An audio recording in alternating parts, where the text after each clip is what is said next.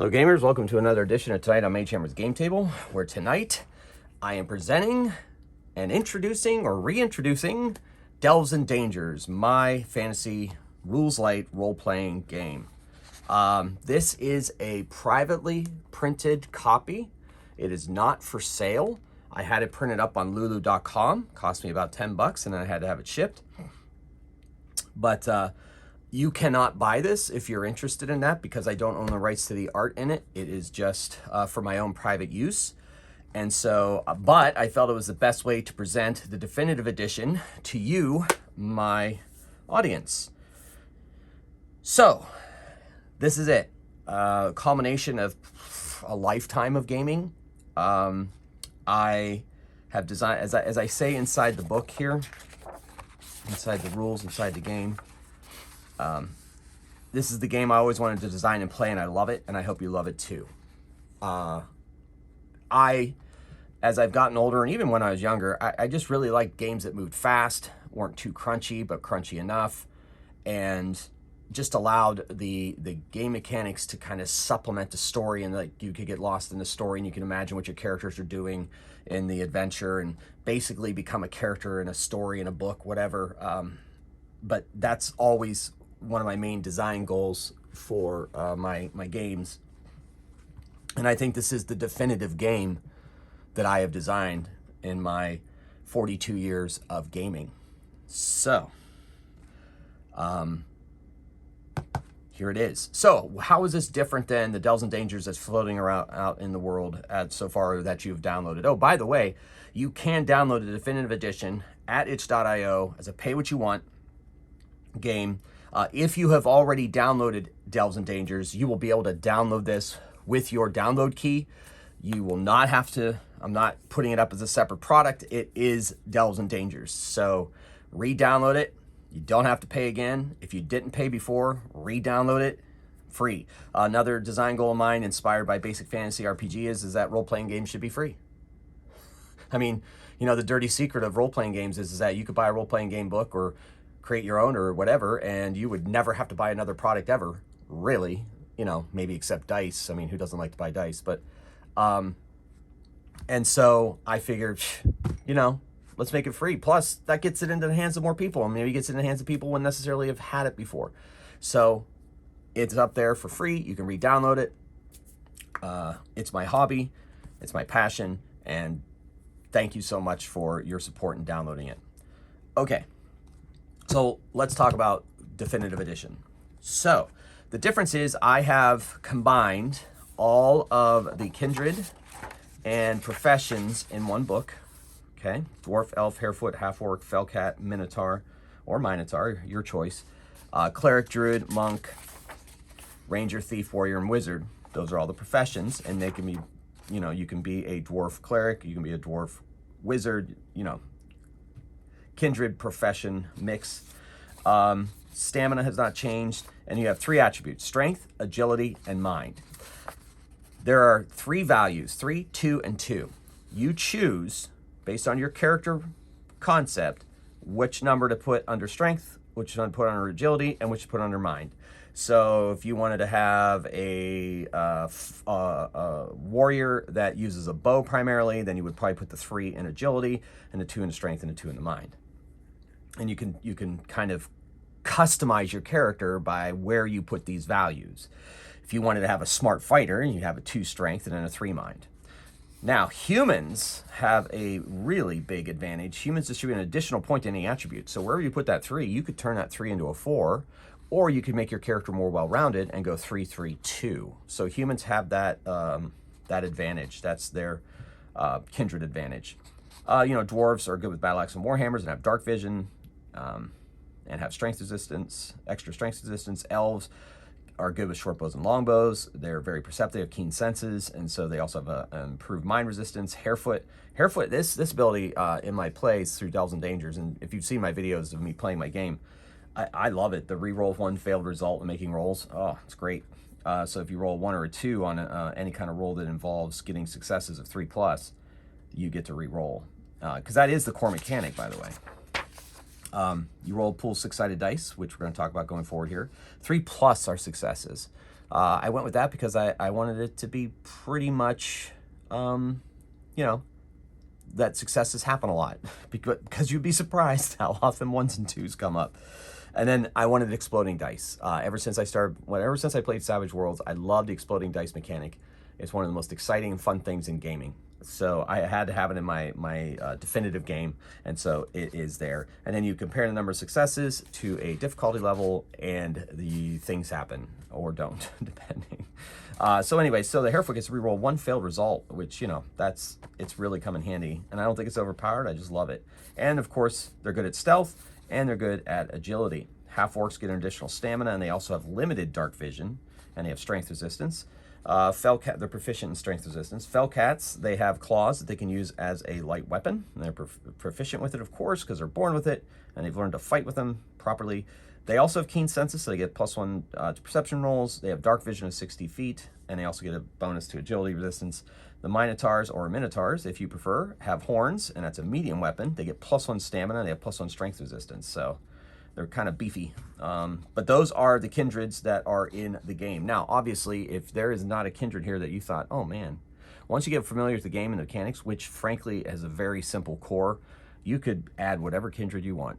Go for it, knock yourself out. I thought about making dragon people, but I'm like, you know what? No, if people really want to have dragon people in the world, if they want to have half demons, tieflings, whatever they're called these days, you could do that yourself. You can design it. It's pretty much simple. You give them 1 or 2 advantages and just have at it. Stamina is hit points in this game. Stamina is more than just hit points, though. It's more than just damage to the body. It's the exhaustion that comes with having to constantly fight things, in addition to wounds, in addition to bruises, abrasions, all those things that are going to happen when you're adventuring in a delve or out in the wilderness. So that's why I called it stamina, because I think that's a combination of all those things. So when you know you're recovering your stamina overnight, that's because you bound up that bleeding wound and like you've got to rest, and so your stamina returns. It's not all just wounds. That's why I didn't call it wounds. And everybody starts the stamina of their strength score multiplied by 3 plus 6 plus any other kindred bonuses. So languages. Everybody knows a trade language. Whatever the trade language is in your campaign, go for it. The trade language in my campaign world, the Swordlands, is Tranistolian. Their kindred language they get without cost, and then they may have an additional number of languages up to that character's mind score if the danger director, which is what I call the game master in my game, if they deem that is a thing, of course. And then the professions, the cleric, the druid, the monk. Clerics, I only wanted to have 1 spellcasting class in my game, for light, make it a light game, but I also didn't want to take away from clerics that they're really good against undead. So I gave them a +3 dice to their attack rolls against undead and extraplanar creatures to their pool. That is quite potent. And of course that increases as they gain levels. It's like, I imagine it as they're channeling holy divine power through their weapons, or, you know, through their bodies into the weapons, or just just being close to them. These creatures feel the wrath of their divine deity as the clerics try to expel them from the world. So that's what I did with that. Plus, they can create healing stones. Healing stones was the one innovation I think I made here, to kind of do away with the whole, you know, clerics are band-aids kind of thing that a lot of old school games, plus heck, even 5th edition to that extent, or 2024 or whatever we're calling it these days, for the world's oldest role-playing game. Yeah, so I made healing stones a completely different thing that, you know, once clerics create them, they can pass them out and people can use them to heal themselves. That makes for me, what it does for me is it allows the story to continue without having to take a 10-minute workday. You know, that's what they used to call it, a 10-minute workday back in the old school. And I know old school games have the philosophy that, you know, you're not really supposed to fight everything you come upon. But, you know, I mean, really, let's face it, when I was a teenager, one of the reasons I played role-playing games is because you could get into combats, and, you know, combats are fun. They're fun in role-playing games. There's strategy, tactics, the suspense, you know, just all of it. I mean, let's face it, combat is fun. I also have fun role-playing, don't get me wrong, but I wanted combat to not necessarily be something that you had to avoid. If you want to do combat, you should be able to do combat, and it shouldn't it shouldn't put a stoppage on all the rest of the game while you rest up for 3 days because you had one little fight against some goblins. So that was one of my design philosophies, and so that's why I came up with the idea of the healing stones, that they recharge every night. So basically everybody is walking around with free cure light wound spells. Now I know that may not be to your taste, and what's great about my game is that if you don't like that and you want to make it really gritty and you want to make it really hard to survive, take the healing stones away. You know, and then I have characters overnight, they regain all their stamina. If that's too easy for you, then by all means, please go ahead and make it they get 1 stamina point a night. However gritty and dangerous you want to make your game, please go for it. Just, you know, make this game your own, enjoy it, and whatever is fun for you, go for it. But my philosophy was, now that's my philosophy. I think I hopefully explained that well enough that you understand where I'm coming from. I also gave them a little bit of martial training. Not as good at fighters as warriors, but they definitely get a bonus to attack, but they don't get that bonus as additionally and additional levels as quickly as warriors. Druids, listen, I have a player in my current face-to-face campaign, and frankly, I kind of created this game a little bit with them in mind as well, because I know that more than likely they will be the ones I will play this game with the most if I can, you know, once I present it to them, hey, you guys want to play my game? So I gave her, and that's also why I have the Minotaur as a playable race, because there's a player in my face-to-face game who loves to play bull people. So that's for you, Dan. And then Abby, the druid is for you. You love druids, you're obsessed with druids, so that had to be one of the professions I worked into the game. And I know that Abby really likes shape-changing, and so people who've played druids in the past in my campaigns, I know like shape-changing, so I made that part of the druid. At first they get an animal companion, and then at 3rd level they can start transforming into an animal, and then they can gain more animals as they go. And the rules for that are there under Druid.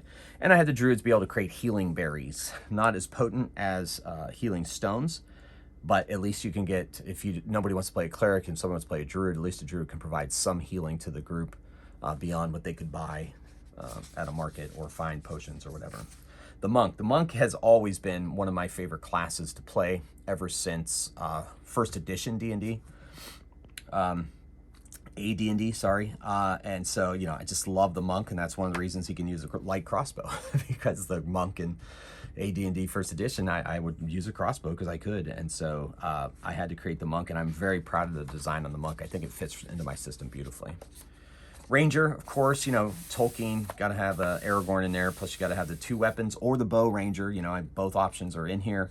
Thief, of course, they get plus 3D attacking engaged or unaware opponents. I think that's one of the great things that 5e did, was it gave rogues in their game, thieves, the ability to sneak attack people who are engaged with your friends. I thought that was great, opportunistic attackers. So that's why I've called it that, opportunist attacker. It just makes sense to me. I think that was a great innovation on their part, so I made it a part of my thief. And of course, stealth rolls and thievery rolls. Now, thievery rolls, basically, thievery means any kind of thief thing that you would have in any kind of old school role-playing game. Picking locks, finding traps, picking pockets, you know, whatever thievery is, you know. But I put stealth separately because stealth isn't necessarily a thieving thing. Everybody can try to stealth, you know, so everybody, I guess, could try to pick a locker open, but they're probably not going to do it very well. But thieves are good at it, so that's where that's coming from. Warriors. Now, in the 1st edition of Delves and Dangers, I only had warriors at +1 attack roll, and the more I was playing it and the more I thought about it when I was putting together definitive edition, I was like, you know what? They need to be really, you know, just, I think it was one of the design problems with 5th edition originally when it came out, was fighters didn't have a ton to do. So I thought, well, yeah, but they should be really good at fighting. So that additional die really makes a difference. You know, a human warrior with a strength of 4 and wielding a heavy weapon, that's 7, plus a proficiency bonus, that's 8. 2 more, 10 dice. I mean, that's great at 1st level. And I think friend of the channel, I think it was Bob. Bob was always, I think Bob suggested, or somebody suggested, that I increase the bonus. And the more I thought about it, and you know, you're right, Bob. So I did it. There you go. Call that the Bob rule. And if it wasn't Bob, I apologize. And whoever it was, it's your rule now. Wizards. They pretty much staying the same, except I do have the one innovation with the spell book, which was in one of my shorts, that if you, video shorts, that if you don't study your spell book overnight, you have a minus 3D penalty to casting rolls. I came with that idea while I was putting together a definitive edition. I thought, wow, I like that idea. I like it a lot.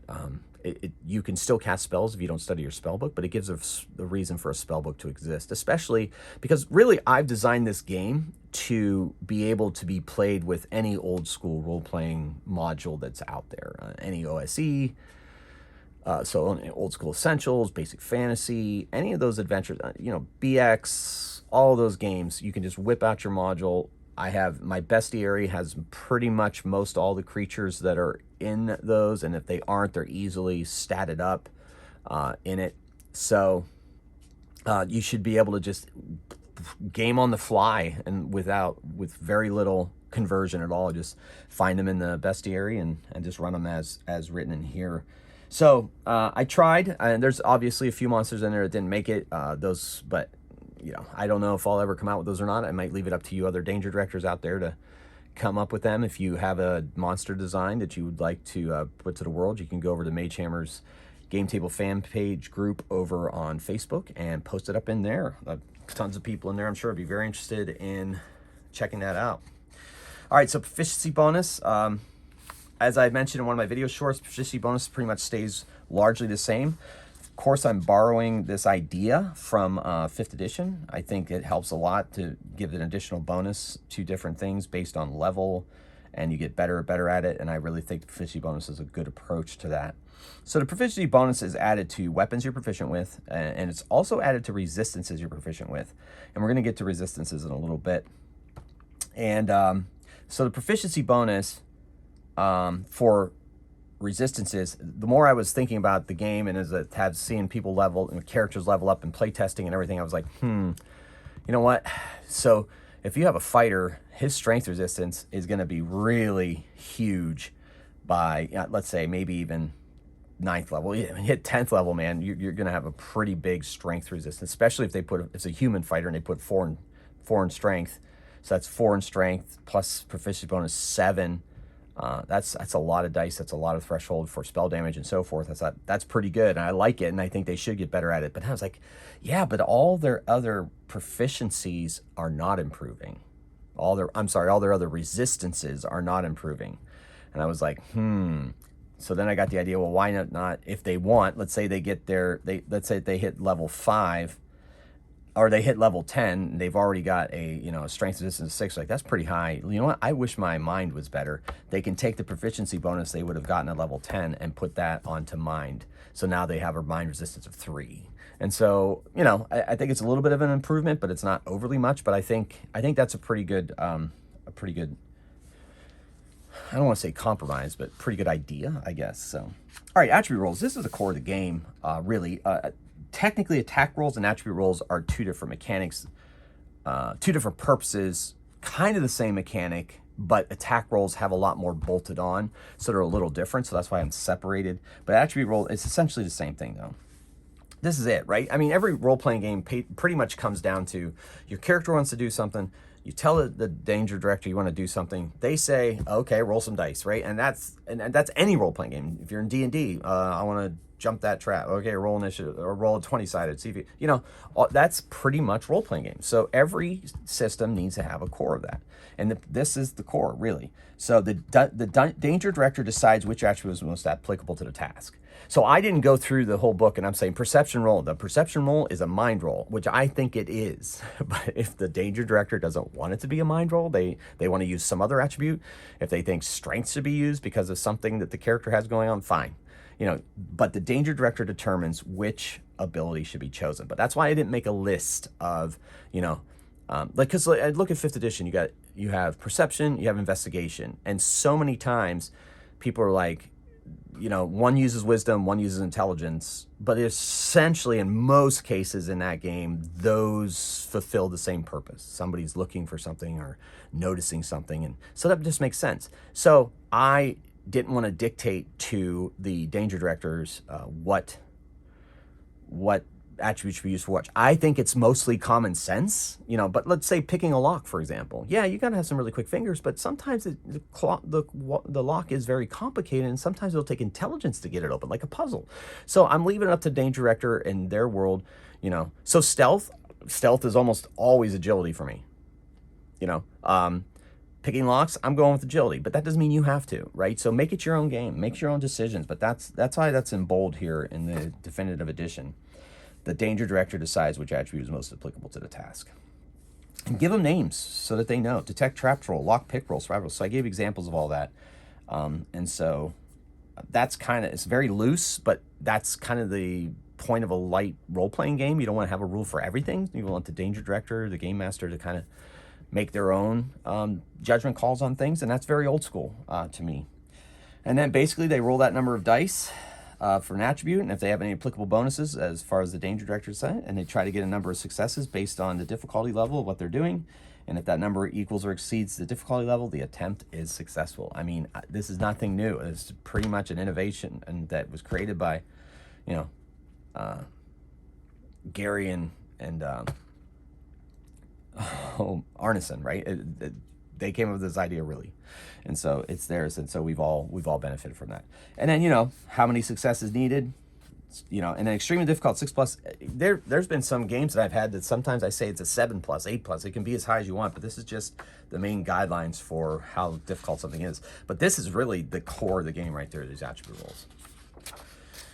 Resistances, I already talked a little bit about those. So they can be used sometimes to avoid traps or disease, poison, spells, or damage, or they're used as a threshold for damage from some spells. So like Magic Bolt, for example, it goes against agility resistance, and it needs to get past the agility resistance to actually do damage to the person. That's what I mean by threshold. So I think I've clarified that a bit here. I cleaned up the traps language. And but I gave some examples of traps, but once again, old school traps or any other kind of traps are easily adaptable to my game. Combat. Okay, so I basically clarified things about the attack pool, right? You build an attack pool. And with this edition, I also, if you'll notice on itch.io, I have quick reference sheets, right? And so the first section is how to build your attack pools. Watching Tabletop Wanderers videos playing my game, sometimes I saw maybe he struggled a little bit with what exactly to add into attack pool and so forth. So I've come up with this quick reference sheet that kind of has laid out. You don't have to go through the rules. You can just have this next to you and you know, use it as a reference. It has different things on here. I even have one for the actions that you can do, which we're going to get to here, and then the weapon and armor types. In addition, I have also provided a character companion card where you can do the attack pools of how much each one of them are here. So you'll figure them out here and do it here. I'm going to make a character at the end of this video, and so you'll see that in progress. But I want you to know that reference is there now to make it even easier to assess the attack pools, and all those are laid out there. There's been a change here to damage. Not really a change, a clarification.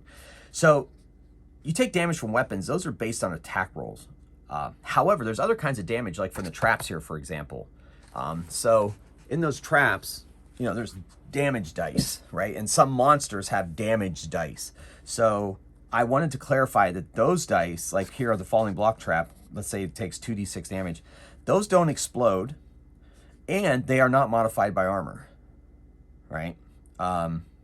So there's that. So make sure that you understand that going forward. Then, as you saw in one of my video shorts, ranged weapons and melee, I've addressed it. I try to keep it as rules light as I can, and this is the only thing I have for combat modifiers. If you try to attack with a ranged weapon in melee combat, which is an old tradition from old school / all the way through 5th edition, there's some kind of penalty. So my penalty is -4 dice. And if you try to fire into a melee, now this one's a bit controversial, I think, for people. Because as you get higher, you roll a higher level, you roll more dice.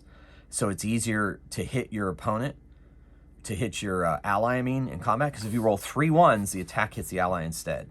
Now, that's my base rule. I think it works. I think it's reasonable, even, you know, if you're rolling not 1s and 2s, not fails, just a 1, just 1s.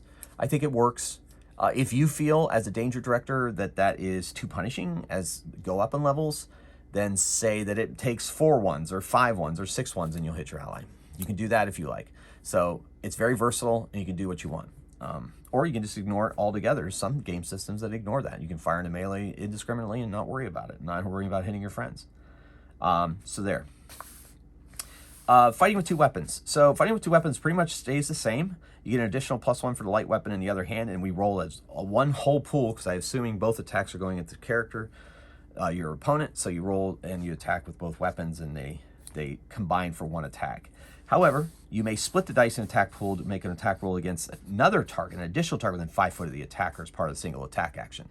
So if you want the character to attack this guy here and this guy here, if they're close, go for it. You'll just have to split the attack pool. That's the easiest and fastest way to do it, in my opinion. I want to delineate a difference, though, with the monk.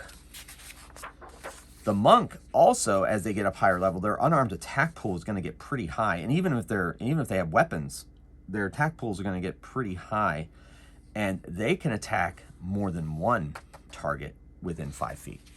Where normal non-monk folks, if they're wielding 2 weapons, will only be able to get an attack on an additional.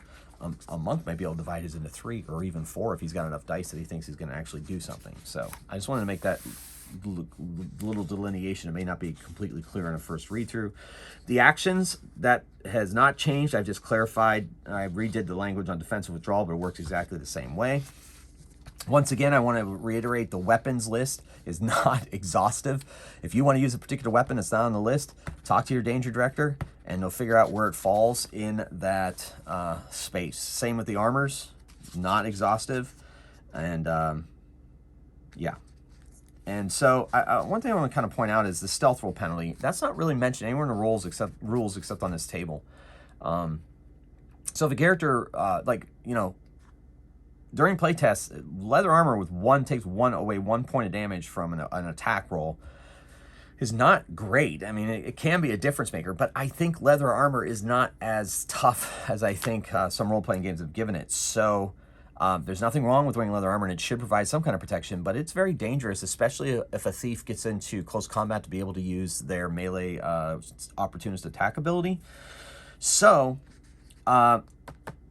you can have a thief who wears, let's say, ringmail, right, or a breastplate, and they just have a -3 stealth roll. And you can also make it apply to thievery rolls, depending on the thief ability that they're using. It's up to you, but stealth is definitely one of the things that they need to be looking at. They could wear that, but every time they try to stealth, they have a -3D penalty, but at least they might stay alive longer. So if you wanted to play a thief that wanted to get into melee combat a lot and use their opportunistic attack, you might want to give them a little bit better armor, right? They just have a -3D to it. So there's that. And then same for heavy, and then a shield as well offers a stealth penalty. Spellcasting, I clarified, and I bolded the formulas for that. I also put him on the quick reference sheet, how to do a casting roll, how to get power points, and what beginning spells you get. The spell book, I mentioned that rule already, -3D penalty if you don't study it before you go to bed. Before you sleep, all minor magics and the number of major spells equals her mind plus proficiency bonus for starting. So all that's not as changed. The spells themselves I vastly improved the language. Every spell now has some idea of what the range is, whether it needs a casting roll or not, and so forth. In fact, most every spell that's a major spell and Magic Bolt, which is a minor spell, require a casting roll, except Web. I don't think Web requires a casting roll. And then, so this is just a quick look at the spells that I put in there. And of course, if you want, I love designing spells as a player. When I play a wizard, I love to design my own spells. And so I want to make sure that you can make your own spells. I give you some very minimal suggestions on how to do it. Just use the other spells I have as examples. Healing stones and then harming stones. Harming stones I came in one of my supplements. So, evil clerics can use them to smite good folks. They are not as adept at channeling harming, like harming energies through their weapons as clerics are through doing divine against undead and extra planar, but harming stones work against anyone. And so I think, so yeah, healing stones loses quality after a month. So you have a healing stone, you have to make them again every month. That's pretty much new. And yeah, how many they can have, I don't think it's changed much. And the same for harming stones. Harming stones example, since it's an additional damage roll, according to my damage rules, does not explode. The level gaining has not changed. Hostile foes, I've added a bunch of hostile foes, and I'm not going to go through them all here. I want you to kind of explore them for yourselves, but I'm guaranteeing, I guess I'm going to guarantee, that if you pulled out an old school module, or heck, even some 5th edition modules, you should be able to find a monster that is an equivalent of something that you're finding there, or the exact equivalent of it, and you can play that module pretty much with minimal conversion, and that's one of the bonuses, one of the pluses of my game. Then we have magical things. I added several different ones. I'll let you go ahead through those and explore those yourselves as well. I did put in rules for scrolls and wands, though, with the idea of, this is going to be, you're going to be using this for old school modules or creating old school style modules yourself. You need to have an understanding of the rules for scrolls and wands. So I think those are pretty good. Then I put a character sheet in here just for the heck of it. It's in the PDF. You can download it, but there also is going to be a character sheet as a separate file for download on itch.io. And that is my Delves and Dangers Definitive Edition. So next thing I want to do is I quickly want to create a character. Of course, if you have any questions about anything that I've talked about here in this video, please leave them in the comments below. But for now, well, let's see. What is this? Half hour. Yeah, let's make a character. Okay. So you can see how character creation works. Just put it all in one video. So I have a character sheet here. I'll get out my character companion card as well. And we're going to create, I'm going to create a halfling wizard, because that is my favorite combination to play in all role-playing games. So profession is wizard. Kindred is harefoot. I know I keep using the word halfling, but it's okay. They use it interchangeably in Tolkien, so I think I'm pretty good. Of course, level 1, folks. I'm a big fan of starting at level 1. So since we're going to have ourselves a wizard, we need to look at the attributes. So 3, 2, 2. I want my wizard to have a really good mind, because a lot of the spellcasting stuff results on that. Strength of 2, agility 2, because those are the only other 2 values you have. Now let's look at the resistances. So one of the kindred abilities for the harefoot is they get a +1. They get the proficiency bonus to agility resistance. No, they get a +1 to agility resistance. So he's going to have agility resistance of 3. Now he gets proficiency to mind, so that will improve. This will not improve unless he spends a proficiency going up, as I've already previously discussed. So his mind resistance is going to be a 4, because he has you add his proficiency bonus, and everybody starts with proficiency bonus of +1. So that is that, and then strength, of course, would be a 2. So those are his resistances. Stamina is strength times 3, 6 plus 6, so he starts with a stamina of 12. There's no kindred or profession abilities that modify that for a harefoot. Then he has languages. He's going to speak Tranistalian. That's my trade language. And the language of harefoots. Now, since he's done a lot of magic research and so forth, he also speaks the language of dragons. And he can have up to 3 more, and he's going to elves. He can speak with elves. And I think just because his village has fought against goblins for so long, he's also learned the language of goblins. So there was his languages. 25-foot movement is in his kindred abilities. All right here. So, yep, he's 25 foot. And, you write in the kindred abilities. He has reroll. We can call it harefoot luck if you like. Reroll 1 failed roll per roll. Now, obviously, that doesn't mean damage rolls, like those damage rolls of D6 or whatever, because those don't fail, right? It's just for any kind of attribute roll or attack roll that has a failure of 1 or 2. Those are not successes. So that's a delineation I want to make sure that I highlighted. They also get +1 D to stealth, +1 to agility resistance, which we've already done. And then the profession abilities. So we go over to wizard in the rules, and they have casting rolls. So let's figure out what their casting roll is. I'll add it there.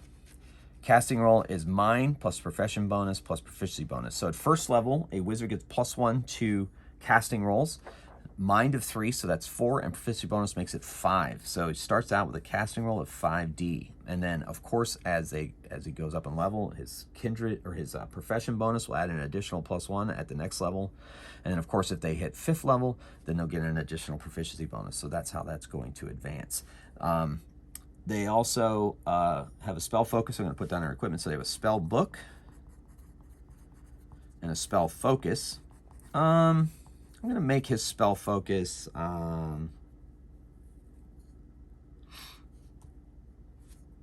He likes headbands. So his spell focus is going to be a headband. He has long hair and he needs to keep the hair out of his head. So his spell focus is a headband. And he's going to carry a club. Doubles as a walking stick. That's just what I have in my head.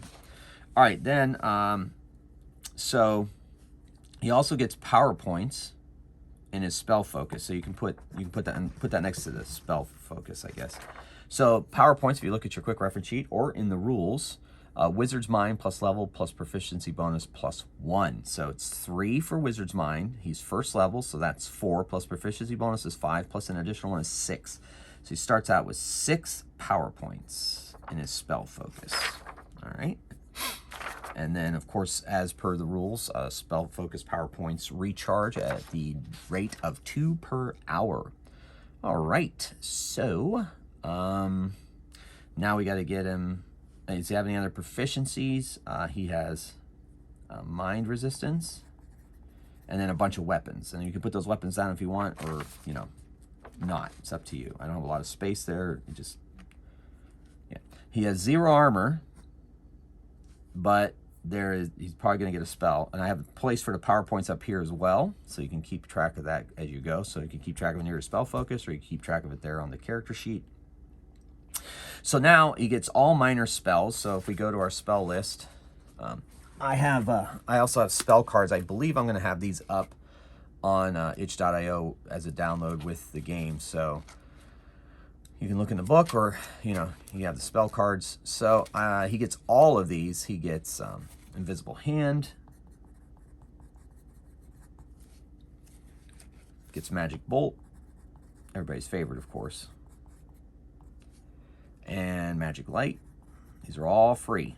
All the minor spells are free, and sense magic. And the minor spells, with the exception of Magic Bolt, don't even require a casting roll. You cast them, and they don't cost any power points, but you still have to have your spell focus in hand, and you have needed to study your spell book. I guess you don't need to spell your spell book because it's a penalty. Yeah, either way. All right, so now we need to decide what spells we're going to give him. So, definitely magic armor. That used to be damage ward. As I mentioned in one of my video shorts, damage ward was not protecting from damage from traps, for example. So I'm like, well, it can't be damage ward anymore. So I got to turn it into magic armor, because that's essentially what it is, because it gives him an armor score. So, but definitely needs armor score. Magic armor. I think every spellcaster should take that. Now, one of the great things I think about my game is, with the exception of 2 of the more powerful spells, 2 or 3 of the more powerful spells, like he could take Force Wall and cast Force Wall, but that would be all of his power points for like an hour at least. So that's why, you should go smaller and so forth. So he is kind of a sneaky kind of Harefoot, and he likes to mess with people. So he's going to take Charm as one of his spells as well. Now, beginning spells, he gets a number of major spells equal to his mind proficiency bonus. His mind is 3, proficiency bonus is 1, so that's 4 spells. So he's got magic armor, charm. Sleep is almost a must, I suppose. And so he's got a defensive spell, Charm, which can be kind of both offensive and defensive, and Sleep. Oh man, Fly is always fun. Invisibility though, he's sneaky, so he's going to take invisibility. He can cast on himself or his friends. All right, so there is his spell choice. And, you know, everybody gets a traveling pack. It's another innovation from 5th edition that I absolutely love. And profession abilities, I mean, spell book, spell focus, that's all there. 1 failed roll, +1 agility resistance, +1d stealth rolls. And so there you go. Now, on his character companion card, he has a club, so his weapon is club. Now let's build his attack pool using our quick reference sheet. So his strength is only 2. So that's 2. And then his weapon type is light, so that's 3. He can use his agility, but his agility still is only 2, so it doesn't matter. He gets a proficiency bonus +1 because his profession is proficient with club. And if they're not proficient, they can use a weapon, they just can't add the proficiency bonus. So that's 4 so far. And then Kindred bonus, he doesn't get any special abilities with clubs, and nor does wizards, they just are proficient. And so he's got D4 when he attacks. So he rolls 4 dice to attack with his club. I guess I've been putting 4D. I'm going to have to switch that around before I post this up to itch.io. Either way, so he rolls 4 dice when he attacks with his club, right? So 2 for strength, 1 for weapon type, 1 for proficiency bonus. He gets no other bonuses.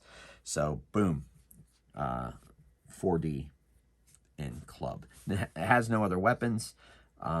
In his casting roll, we've already figured out, and we'll just put it on here for quick reference. On his character sheet, it's 5D. So he's got five dice, and then power points. Once again, we've already determined that, and it is 6. So at least he has his character card, and he won't have to foul up his character sheet until he goes up a level. He has to change something.